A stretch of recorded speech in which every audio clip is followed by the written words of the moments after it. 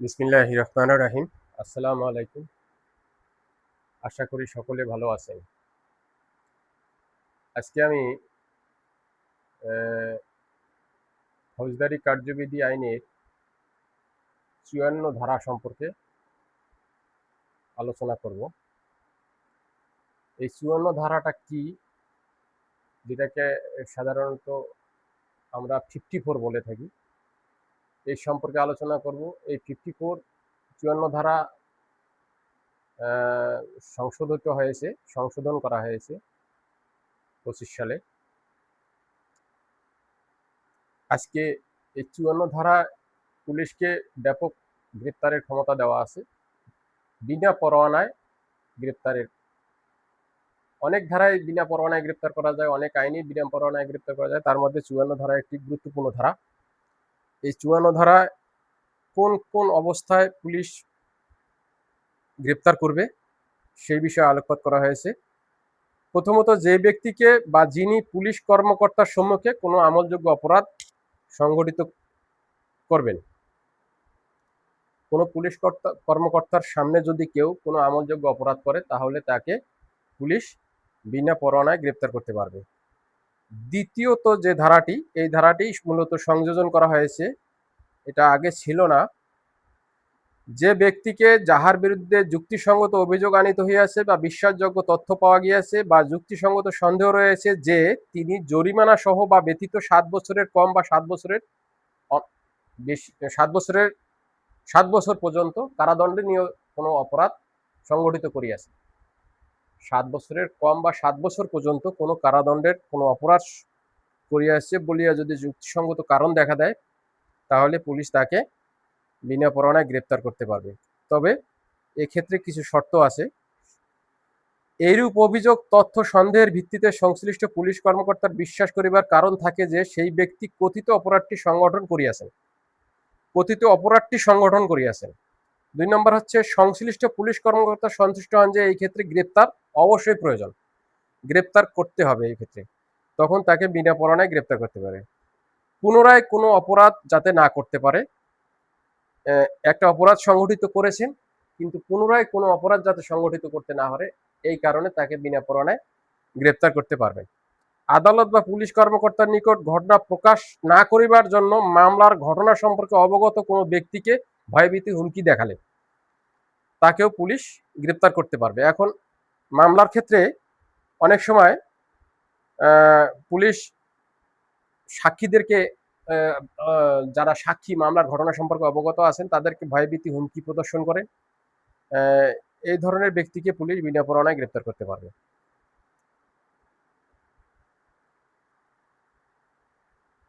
গ্রেপ্তার না করা হইলে প্রয়োজনের সময় আদালত সেই ব্যক্তির উপস্থিতি নিশ্চিত করা যাবে না। এখন ওই ব্যক্তিকে যদি গ্রেপ্তার করা না হয়, সেই ব্যক্তিকে আদালতে উপস্থিতি নিশ্চিত করা যাবে না। এই ক্ষেত্রে এই শর্ত সাপেক্ষে গ্রেপ্তার করতে হবে। এখানে তবে শর্ত থাকে যে যে সকল ক্ষেত্রে কোনো ব্যক্তির গ্রেপ্তার বা উপধারার বিধান অনুযায়ী আবশ্যক না হয়, সেই সকল ক্ষেত্রে পুলিশ কর্মকর্তা গ্রেপ্তার না করিবার কারণ লিপিবদ্ধ করিবেন। এখন কথা হচ্ছে, যাকে গ্রেপ্তার করা হবে, গ্রেপ্তার করে ফরওয়ার্ডিং এ এই বিষয়গুলো উল্লেখ করে দিতে হবে যে এই কারণে তাকে গ্রেপ্তার করা হলো। যদি আপনি ফরওয়ার্ডিং এ কারণগুলো উল্লেখ না করেন, তাহলে আপনাকে আদালত কেন গ্রেপ্তার করেছেন ব্যাখ্যা তলব করতে পারে। এখন তৃতীয়ত, এর আগে দ্বিতীয়ত বলা হয়েছে ৭ বছরের কম বা ৭ বছর পর্যন্ত।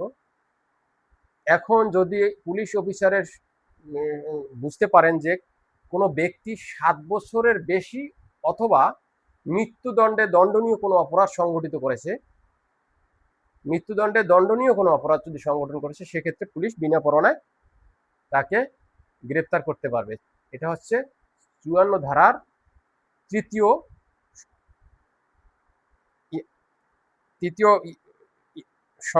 তৃতীয়তে বলা আছে। চতুর্থতে, কোনো বৈধ কারণ ছাড়া কারো কাছে যদি ঘর ভাঙার যন্ত্রপাতি পাওয়া যায়, ধরেন কোনো একটি টহল পার্টি রাত্রে ডিউটি করতেছে, এক ব্যক্তি সন্দেহজনকভাবে ঘোরাফেরা করতেছে, তাকে তল্লাশি করে দেখা যায় যে সে চুরি করার জন্য তার অস্ত্রশস্ত্র নিয়ে ব্লেড, হ্যাস্কো ব্লেড, তারপরে তালা কাটা যন্ত্রপাতি, ঘর ভাঙা যন্ত্রপাতি এগুলো নিয়ে ঘুরতেছে, তখন তাকে পুলিশ বা টহলকারী ব্যক্তি বিনা পরোয়ানায় গ্রেফতার করতে পারবে। এটা হচ্ছে চতুর্থত। পঞ্চমত দেওয়া আছে, যে ব্যক্তিকে যিনি কার্যবিধি অধীনে বা সরকারের আদেশক্রমে অপরাধী হিসেবে ঘোষিত।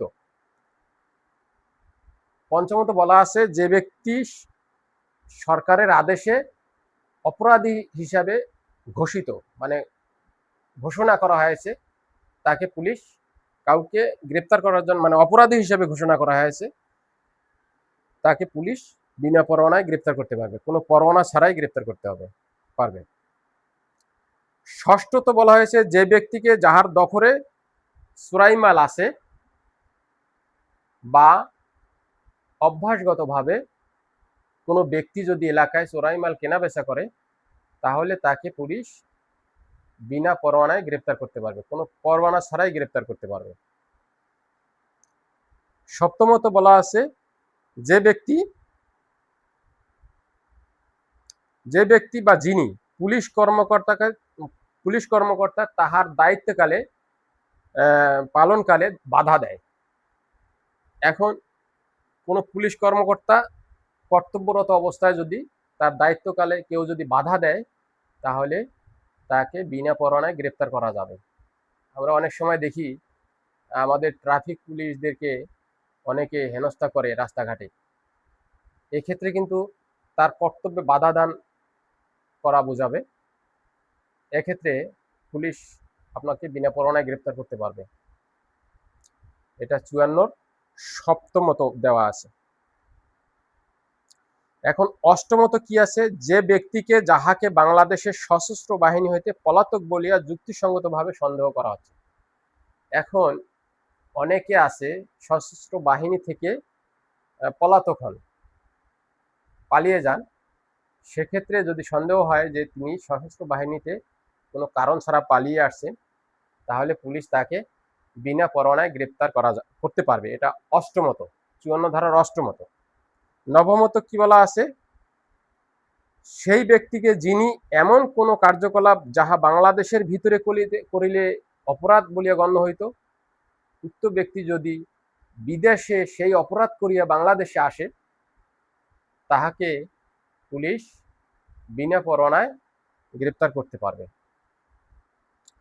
এখন দশমত একটা গুরুত্বপূর্ণ ধারা আছে, দেখেন, 565(3) উপধারা লঙ্ঘন করলে, 565(3) উপধারা লঙ্ঘন করলে তাহাকে পুলিশ বিনা পরোয়ানায় গ্রেপ্তার করতে পারবে। এখন 565(3) কি? 565(3) হচ্ছে আপনার আদালত হতে আপনার যদি সম্পত্তি সংক্রান্তে কোনো অপরাধী সাজাপ্রাপ্ত হয়, 3 বা ততোধিক বছরের জন্য সাজাপ্রাপ্ত হয়, তখন আদালত একটি রায়ের সঙ্গে আদেশ দিতে পারেন যে উক্ত ব্যক্তি রায় কার্যকর হওয়ার পর হইতে অন্তত 5 বছর তিনি বাসস্থান, নিজ বাড়ি ত্যাগ করতে পারবেন না। এই কারণ উল্লেখ করে রায় প্রদান করেন। সেক্ষেত্রে উক্ত আসামি যদি শর্ত লঙ্ঘন করে, বাসস্থান ত্যাগ করে 5 বছরের আগেই রায় কার্যকরী রায় খাটার পরে, জেল খাটার পরে সে বের হয়ে যদি সে ওই আদেশ অমান্য করে, 565(3) উপধারা লঙ্ঘন করে, তখন তাকে পুলিশ বিনা পরোয়ানায় গ্রেপ্তার করতে পারবে। একাদশতম যে ব্যাখ্যাটা আছে, সেই ব্যক্তি যাহার গ্রেপ্তারের জন্য অন্য কোনো পুলিশ কর্মকর্তার কাছ থেকে অধিযাচন পত্র পাওয়া যায়। এখন ধরেন এক থানায় মামলা হলো, আসামির বাড়ি আরেক থানায়, আমরা অনেক সময় ওই আসামিকে গ্রেপ্তারের জন্য ওই থানায় অনুসন্ধান স্লিপ বা ইনকোয়ারি স্লিপ প্রেরণ করি গ্রেপ্তার করার জন্য, অধিযাচন পত্র যেটাকে বলে। এই অধিযাচন পত্র, অনুসন্ধান স্লিপ বা ইনকোয়ারি স্লিপ একই বিষয়, প্রেরণ করি। সেখানে উল্লেখ করা থাকে যে উক্ত ব্যক্তিকে আদালত গ্রেপ্তারপূর্বক আদালতে সুপর্দ করে অবহিত করার জন্য পত্রটা প্রেরণ করা হয়। সেক্ষেত্রে পুলিশ, ওই থানার পুলিশ এই অধিশাসন পত্র বলেই বিনা পরোয়ানায় তাকে আদালতের আদেশ ছাড়াই গ্রেপ্তার করতে পারবে এবং গ্রেপ্তার করে ওই আদালতে সোপর্দ করতে পারবে। এখন আগে 9টি কারণ ছিল 54 ধারায়, এখন 11টি কারণ হয়েছে। আর দ্বিতীয় যে কারণটি, এটি সম্পূর্ণ সংশোধন করে ভিতরে দেওয়া হয়েছে। যাই হোক, 54 ধারা সম্পর্কে যারা পরীক্ষার্থী আছেন তারা ভালোভাবে একটু দেখে নেবেন, কারণ 54 ধারা সংশোধন করা হয়েছে। আর 54 ধারার ভিতরে যে শর্তগুলো আছে, এই শর্তগুলো অবশ্যই থাকতে হবে। আপনি অহেতুক কাউকে অন্যায়ভাবে গ্রেপ্তার করতে পারবেন না। 54 ধারার যদি গ্রেপ্তার করেন, অবশ্যই 54 ধারার শর্তের ভিতরে থাকতে হবে। এখন গ্রেপ্তারে অনেক সময় আমরা জনসাধারণ অনেকে যারা আইন বোঝে না বা আইন জানে না, তারা অনেক সময় গ্রেপ্তারে বাধা দেয় বা পুলিশকে অহেতুক হেনস্থা করে।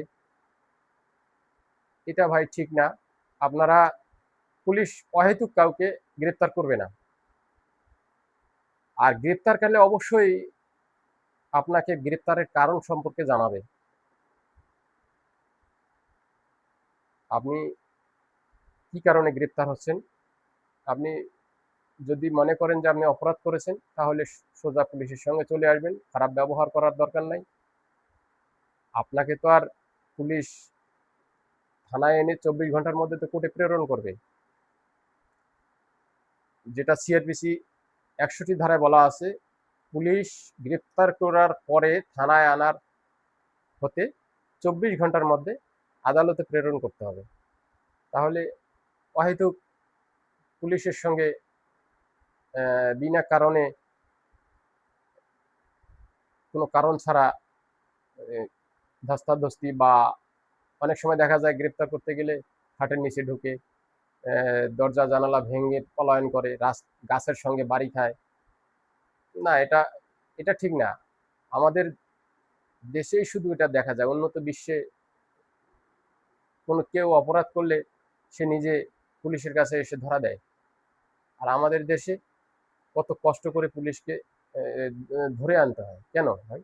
আপনি যদি অপরাধ করে থাকেন, তাহলে আপনি অ্যারেস্ট হবেন, এটাই স্বাভাবিক। গ্রেপ্তার হবেন, এটাই স্বাভাবিক। পুলিশের সঙ্গে কেউ, পুলিশের কাজটাকে কেউ বাধা দিবেন না, আশা করি। যারা জনসাধারণ আছেন, আজকে আমার এই ভিডিওটা যারা দেখবেন, পুলিশের কাজে বাধা দেওয়াটাও একটা অপরাধ। পুলিশ যদি কোনো কর্তব্য কাজে নিয়োজিত থাকে, সেই কাজে যদি কেউ বাধা দেয়, সেটাও একটা অপরাধ। এই 54-এও তাকে কিন্তু গ্রেপ্তার করা যাবে, আপনারা এরা শুনেছেন। আর যারা পরীক্ষার্থী আছেন, 54-এর 54 ক আরেকটি ধারা সংযোজন করা হয়েছে। তারা 54 ধারার কটাতে কি বলা আছে দেখেন। এই যে আমি এর আগে যেটা বললাম, 54 ধারার ক, এটা সংযোজন করা হয়েছে নতুন 25 সালে। এটা সংযোজন করা হয়েছে 25 সালে। সিআরপিসি কিছু কারেকশন করা হয়েছে, সংশোধন করা হয়েছে। অনেক ধারায় সংশোধন করা হয়েছে, যেমন 173 ধারায় সংশোধন করা হয়েছে, 54 ধারা সংশোধন করা হয়েছে, 46 ধারা সংশোধন করা হয়েছে। এরকম অনেক ধারায় সংশোধন করা হয়েছে। আপনারা যারা পরীক্ষার্থী আছেন, এই সংশোধিত ধারাগুলো একটু দেখে নেবেন। আর এই সমস্ত ধারা থেকে প্রশ্ন আসতে পারে, এমসিকিউ প্রশ্ন তো আসবেই। 54 কতে কি বলা আছে? বিনা পরোয়ানায় গ্রেপ্তারি প্রত্যেক পুলিশ কর্মকর্তা কোনো ব্যক্তিকে গ্রেপ্তারের করিবার সময় তাহাকে যে কারণে গ্রেপ্তার করা হয় উহা অবহিত করবেন। এর আগে যে আমি বলেছিলাম যে গ্রেপ্তারের কারণ সম্পর্কে আপনাকে অবশ্যই পুলিশ জানাবে যে আপনাকে এই কারণে গ্রেপ্তার করা হচ্ছে। তো এই ধারাটি নতুন সংযোজন করেছে। আজকে আমি শুধু 54 ধারা নিয়ে আলোচনা করলাম, কারণ 54 ধারাটা একটি অনেক বড় পরিসর। এখানে অনেক পুলিশকে গ্রেপ্তার সম্পর্কে অনেক ক্ষমতা দেওয়া আছে। আর সুনির্দিষ্ট কারণ ব্যতীত আবার গ্রেপ্তারও করা যাবে না। এখানে যে কারণগুলো উল্লেখ করা আছে, 11টি কারণ উল্লেখ করা আছে। 11টি কারণে পুলিশ আপনাকে গ্রেপ্তার করতে পারবে এবং গ্রেপ্তার করার পরে ফরওয়ার্ডিং চালান দেওয়ার সময় 11টির যে কোনো একটি শর্ত ফরওয়ার্ডিংয়ে থাকতে হবে। কেন তাকে গ্রেপ্তার করছেন? ফরওয়ার্ডিংয়ে যদি আপনি 11টি শর্ত না থাকে, একটি শর্তও যদি না থাকে, তাহলে আপনি আদালত আপনাকে ব্যাখ্যা তলব করতে পারেন, মানে গ্রেপ্তারকারী অফিসারকে ব্যাখ্যা তলব করতে পারেন এবং আপনি ক্ষতিগ্রস্ত হতে পারেন। অবশ্যই আইন মোতাবেক যারা পরীক্ষার্থী আছেন বা পরীক্ষার্থী ছাড়া যারা আমরা পুলিশে জব করি, তাদের জন্য এই আইনটি জানা উচিত আর বলে মনে করি আমি। তবে সকলে আজকে ভালো থাকবেন। আগামীতে নতুন আরো ভিডিও নিয়ে আমি হাজির হব। অনেক নতুন নতুন আইন হচ্ছে। জুয়া প্রতিরোধ আইন 2026 30শে জুন পাশ হয়েছে। এই আইনটি সম্পর্কে আমি বলবো। এই আইনে একটু ধারণা দেই। জুয়া প্রতিরোধ আইন 1867 সালে এই আইনটি যখন পাশ হয়, 169 বছর যাবৎ এই আইনটি বলবৎ ছিল। এই 30 জুনের আগ পর্যন্ত, 30 জুন 26-এর আগ পর্যন্ত এই আইনটি বলবৎ ছিল। এই আইনটি রহিত করা হয়েছে। এখন নতুন জুয়া প্রতিরোধ আইন 2026 নামে নতুন একটি আইন পাশ হয়েছে সংসদে। এই আইনটি খুবই যুগোপযোগী আইন। এই আইনে অনেক ধারা সংযোজন করা হয়েছে, অনেক অপরাধ সংযোজন করা হয়েছে। আমাদের দেশে যেমন নতুন নতুন অপরাধ সংগঠিত হচ্ছে, অনলাইন অফলাইন জুয়া। আগে অফলাইনে জুয়া হতো, এখন অনলাইনে জুয়া হচ্ছে, ম্যাচ ফিক্সিং হচ্ছে, স্পট ফিক্সিং হচ্ছে, ক্রিপ্টো কারেন্সির মাধ্যমে বিদেশে টাকা পাচার হচ্ছে। এই বিষয়গুলো এই নতুন জুয়া প্রতিরোধ আইন 2026-এ সংযোজন করা হয়েছে। আর সাধারণ জুয়ার ক্ষেত্রে যারা তাস দিয়ে জুয়া খেলে বা নর্মাল জুয়া বা ডাবু খেলে, এক্ষেত্রে সর্বনিম্ন 2 লক্ষ টাকা জরিমানা করা হয়েছে। আর ন্যূনতম 2 বছর পর্যন্ত সাজা। আগে আমরা জুয়ারও ধরতাম, দেখা যাচ্ছে জুয়ারও ধরতাম, একদিক দিয়ে ধরতাম, আরেক দিক দিয়ে বের হয়ে আসতাম। এখন ভাই এই সুযোগটা আর পাবেন না। যারা এই পথে আসেন তারা সাবধান হয়ে যান, ভালো হয়ে যান। অনেক জুয়া আইন কিন্তু কঠোর করা হয়েছে, এটা প্রয়োজন ছিল।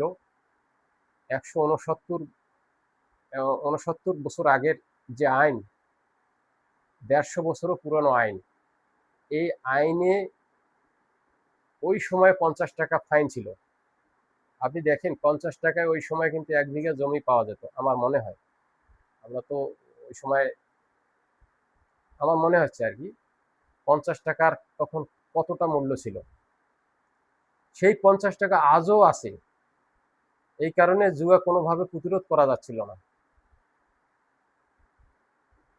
এখন আশা করি এই আইনটি কার্যকর শুরু হলে, মানে শুরু হয়ে যাবে এখন।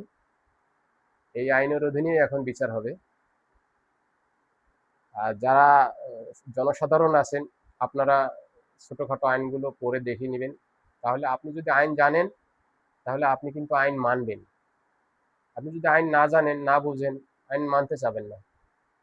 দেখবেন আইনজীবীরা কিন্তু কোনো সময় আইন লঙ্ঘন করে না। যারা আইনজীবী আছেন, আমি আইনজীবীদেরকে খুব খুব কম অপরাধের সঙ্গে সংশ্লিষ্ট হতে দেখি। কারণ কি জানেন? কারণ হচ্ছে তারা আইন জানে, তারা আইন বোঝে। তারা এই জন্য অপরাধ খুব কম, তাদের ভিতরে অপরাধের পরিমাণ দেখবেন তুলনামূলক অনেক কম। আমরা অনেকে আইন জানি না। এখন আইন জানা আপনার সহজ উপায় আছে। মোবাইলের অ্যাপসে গিয়ে আপনি বাংলাদেশের সমস্ত আইন সম্পর্কে জানতে পারবেন। একটু জেনে নেন, সমস্যা কি? আপনি আইন জানলে আপনি আপনি নিজে বুঝতে পারবেন কোনটা অপরাধ, কোনটা অপরাধ না, কোনটা করলে আমার শাস্তি হবে, কোনটা করলে আমি আমাকে সাজা ভোগ করতে হবে। আপনি জানলেন, সমস্যা কি? আপনি আইন আপনাকে নিজের জন্য জানার প্রয়োজন আমি মনে করি। আপনি সবসময় মোবাইলেই আপনি জানতে পারবেন। যাই হোক, আজকে অনেক কথা বললাম, আমার ভিডিওটা দীর্ঘ হয়ে গেল। সকলে ভালো থাকবেন, সুস্থ থাকবেন, নিরাপদে চলবেন। আসসালামু আলাইকুম ওয়া রাহমাতুল্লাহি ওয়া বারাকাতুহু।